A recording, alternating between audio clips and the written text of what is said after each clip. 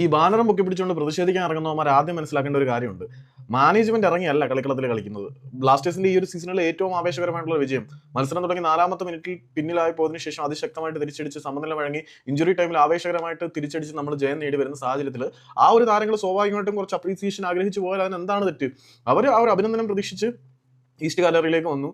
അവിടെ നിന്ന് ഒട്ടും സപ്പോർട്ടീവായിട്ടുള്ള മുദ്രാവാക്യങ്ങളാണ് ലഭിച്ചത്.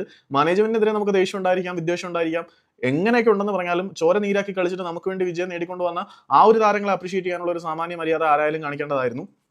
അതുകൊണ്ട് ഈസ്റ്റ് ഗാലറിയിൽ വെച്ചിട്ട് എന്താണ് വന്നത്, ആ ഒരു വൈക്കിംഗ് ക്ലബിന് വന്ന തന്റെ താരങ്ങളെ മുഴുവൻ തിരിച്ചു വിളിച്ചുകൊണ്ട് നായകനായിട്ടുള്ള അഡ്രിയാൻ ലോണ വെസ്റ്റ് ഗാലറിയിലേക്ക് പോയി അവിടെ ബ്ലാസ്റ്റേഴ്സ് ആർമിയോടൊപ്പം വൈക്കിംഗ് ക്ലബ് സെലിബ്രേഷൻ ആണ് നടത്തിയത്.